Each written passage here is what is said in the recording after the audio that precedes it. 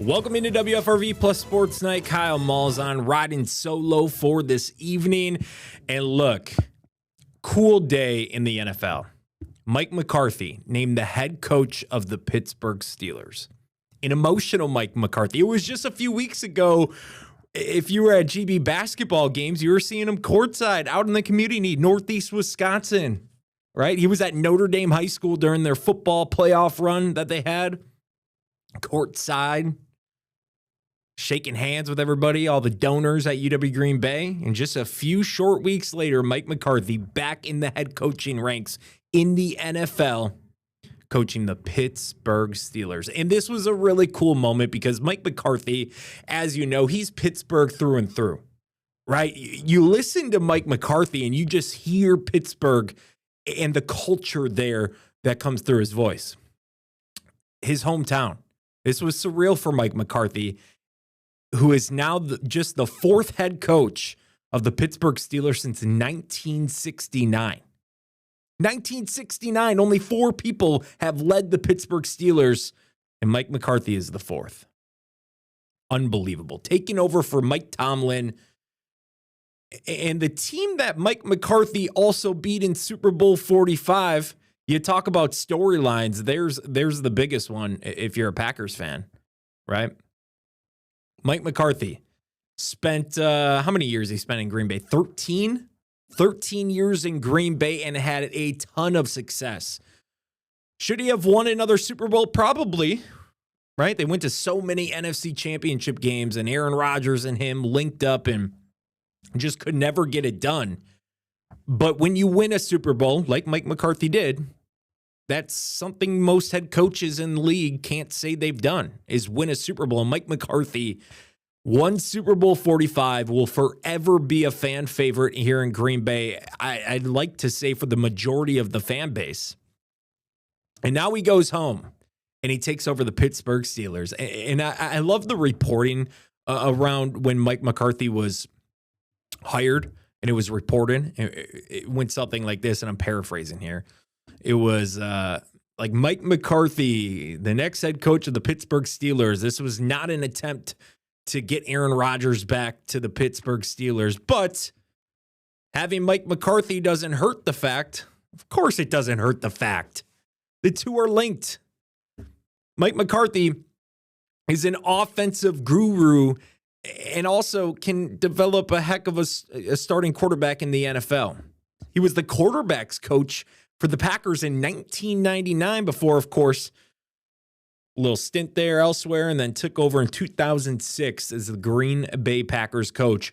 Coach Brett Favre had the whole transition with Aaron Rodgers, and he lasted until 2018 before he was fired against a loss. I think it was against the Browns. I don't know. I don't have it in front of me, so I'm sorry that it's not coming off the top of my head, but it was shortly after that loss that things were just going south and they part ways. But when you win a Super Bowl in Green Bay, you're going to be forever remembered. And look at the coaching stops that Mike McCarthy has had. Think about it. Starts in Green Bay, last 13 seasons, spends 5 years in Dallas, and now he's going to Pittsburgh.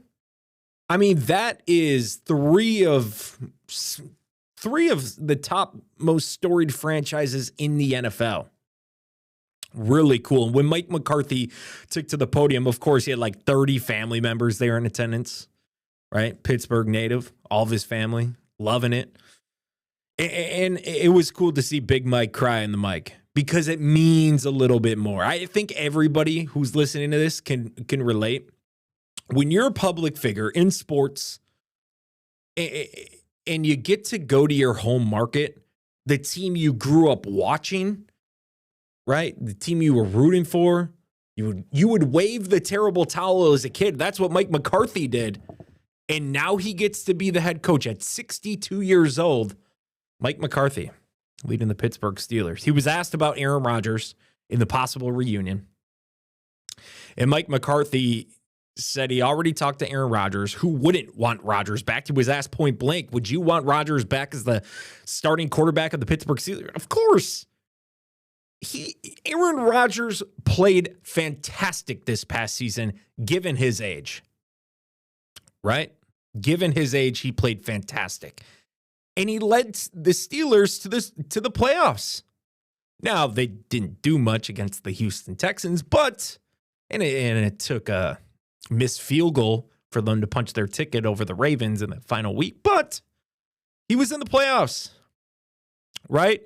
And if there's one thing we know about Aaron Rodgers, having been around him, having covered Aaron Rodgers, is that he loves storylines. I think right now he's probably chomping at the bit for a reunion, or at least letting the wheels start spinning in his mind about finishing his story with the man he started with, Mike McCarthy. Really awesome stuff. Go listen to Mike McCarthy in that press conference. And if you're a Pittsburgh Steelers fan, I don't know how you're convinced. Because it means something to Mike McCarthy. Like, every time I get in front of the microphone and I go in studio, for me, it means something because my grandma down in Fond du Lac can turn on the television and watch me do what I love to do, and that's broadcast television, right? Tell stories in the community that I grew up in Fond du Lac, Wisconsin, 60 miles south of our station. That is one of the coolest things for me. Sure, being in front of the lights, the cameras, and everything else, that's cool. But no, the cool part is having your family members, your grandma, your grandpa, your aunts and uncles saying, "Oh, nice sportscast. I watched you last night." That's cool. And you add in Mike, and look at what the position Mike McCarthy's in. He's going to have his mom, his dad at every single game right down the street. He's going to savor this moment. And if you're a Pittsburgh Steelers fan, listening to Mike McCarthy talk, you got to be jazzed up because the perception around Pittsburgh is their fans bleed that black and gold, right? Or as Wiz Khalifa said, black and yellow, black and yellow, black and yellow, black and yellow, right? Like, it means a little bit to those Steelers fans. And when it means a lot to your head coach, he's going to give everything he can to put together what they hope is a Super Bowl team. And I think it would be their 7th Super Bowl in team history if they can get it done with Big Mike at the helm. But really cool stuff. I just wanted to take a minute and acknowledge that because I think, look, he did a lot of good in Green Bay, right? He's one of the good ones. Every time he got up in the mic, he said it. He said it straight, man. There was no holding back. Mike McCarthy was just a lot of fun. And like I always say, like, change is inevitable in this league. He was never going to be the head coach of the Packers forever. There always has to be an end. You get hired in the NFL knowing one day you're going to get fired. And that's what happened in Green Bay back in 2018 when the team was 4-7-1. 4-7-1. But Mike McCarthy got to coach Brett Favre, got to coach Aaron Rodgers, Dak Prescott, and maybe, just maybe, the NFL will be treated to a reunion with big old Mike and A-Rod himself. All right, good stuff. I wanted to make sure I mentioned that on the show. All right, we're going to take a little break on WFRV Plus Sports Night and come back on the other side with some more sports talk. Stay tuned. Welcome back to WFRV Plus Sports Night. Some Packers news to get to today is that Keyshawn Nixon is a Pro Bowler because what's his name? Witherspoon from Seattle. He's obviously playing for a Lombardi Trophy, so he cannot make the Pro Bowl games. Keyshawn Nixon, a Pro Bowler. And look, he was like 2 pass breakups away from leading the league in pass breakups, had an up and down season. I think he frustrated a lot of Packers fans, but he also did some good, right? That game against Chicago at Lambeau Field can't go unnoticed when he ended the ball game. But there was times this year where you were scratching your head like, what is going on? Remember when he jumped in that pile for I think it was against the Bears when they were running the ball and he just jumps into the pile and you're like, what are you doing, dude? But at the end of the day, he's a Pro Bowler. Not that the Pro Bowl means a lot nowadays, considering it's like skill challenges and 7-on-7 flag football against the AFC and NFC. I don't know what the NFL does to make the Pro Bowl relevant again. I don't know what you can do considering the nature of the sport and let's call it how it is, how dangerous it can be. Guys, you don't want to see guys lay it all on the line for a meaningless game after the season. Somebody goes down, tears their ACL, and they're out. You don't want to see any of that. So I don't know what the NFL does, but guys have contract incentives.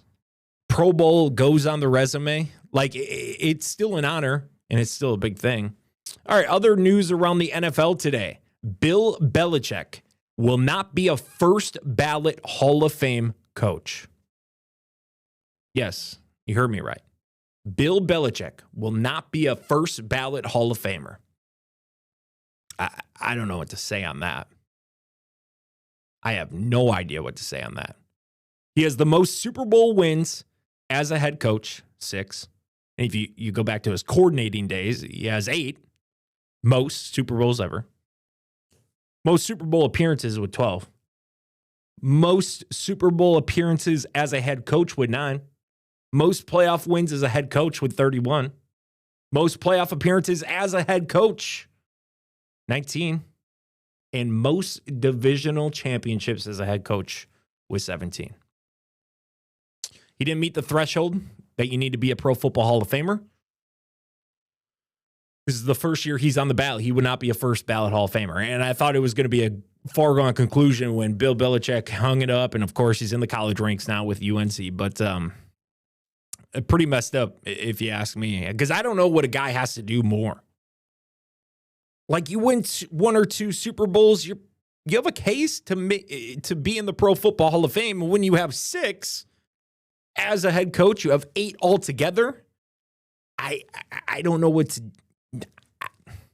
do you say? Right? Of course, like, let's not dismiss the Spygate and the Deflategate and all the extracurricular, I didn't say that right, but you know what I mean, activities that surrounded Bill Belichick's tenure in New England. But at the end of the day,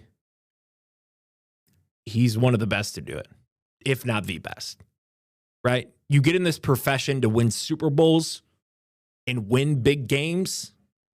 There's no coach that did it more than Bill Belichick. That's like seeing Tom Brady on the ballot and saying, yeah, he's not a first ballot Hall of Famer. Like, what are we doing? What are we doing? I don't care if you like Bill Belichick or you don't. I don't really have an opinion on Bill Belichick. Some of the stuff he did in New England was a little interesting and very, he's a polarizing figure in the sport.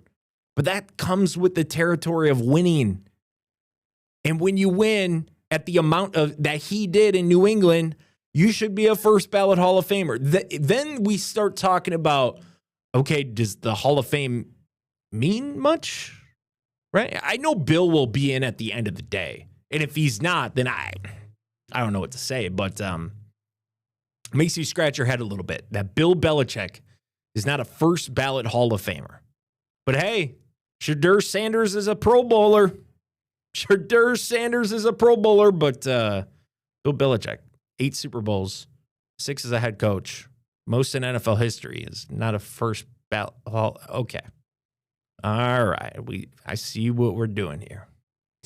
All right. We'll wrap it up on the other side. Stay tuned. You're watching WFRV Plus Sports Night, everybody. Welcome back to WFRV Plus Sports Night. Kyle Malzahn going solo for the night. Wrapping things up here. Let's talk a little baseball. Why don't we? The weather outside might not be baseball weather, but sooner than later, it will be baseball season. Pitchers, catchers report in about 2 weeks. A little over that. This is one of the best times of the year. You hear that crack of the bat, that wood bat for the first time. Oh, boy. Get me hyped up. Baseball season's near the corner, man. Right around it. I'm a baseball savant. I love baseball.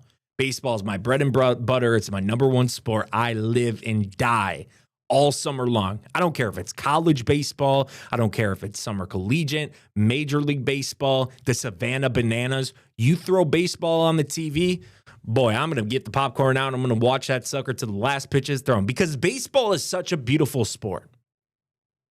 Like football and basketball, awesome. fantastic, entertaining.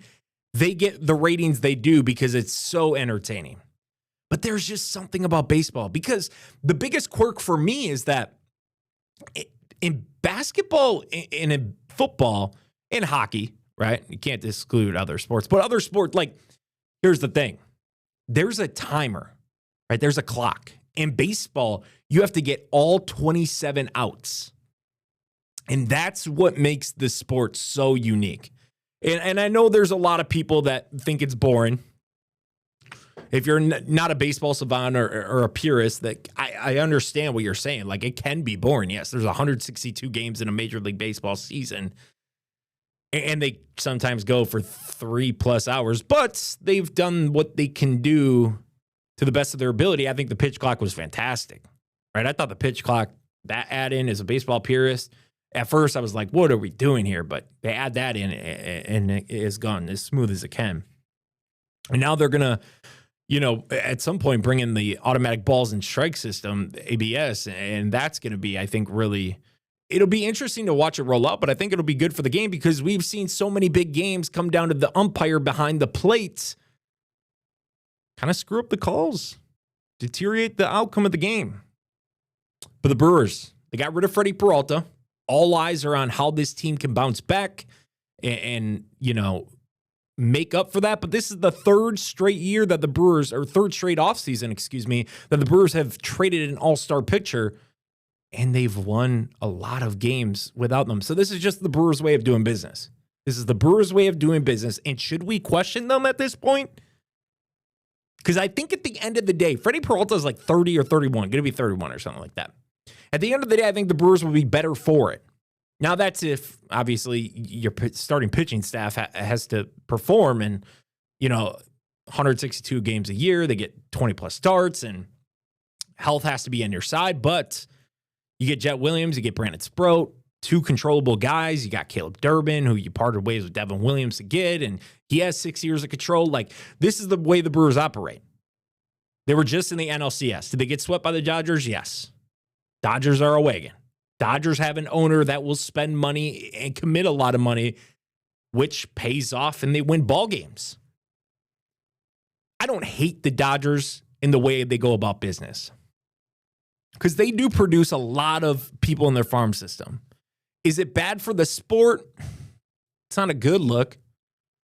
But if you're upset with how the Dodgers do business, spending billions of dollars on contracts, be mad at your owner that he doesn't. Be mad at your owner that he doesn't. If Major League Baseball implicates and brings in a salary cap, then they should have a salary floor, because you can't have teams like the Pittsburgh Pirates or the Miami Marlins or even your Milwaukee Brewers hit that bottom tier threshold and run out a roster and expect to win the World Series. So if you're going to bring a salary cap in, you better bring in a salary floor to have owners at least field a competitive roster and put that money into baseball operations. Let's look at the projected Brewers lineup in 2026. Jackson Chourio, Bryce Durang, William Contreras, Christian Yelich, Andrew Vaughn, Sal Frelick, Caleb Durbin, Garrett Mitchell, Joseph Ortiz. I don't know. They could win it. They could win the division. They just beat the Cubs in the NLDS. I'll take all game 5, but they did it. Going to be interesting. Can't wait for baseball season. We'll have a lot more during baseball season, but for now, we're going to wrap things up. Thanks so much for watching, folks. As always, have a great night.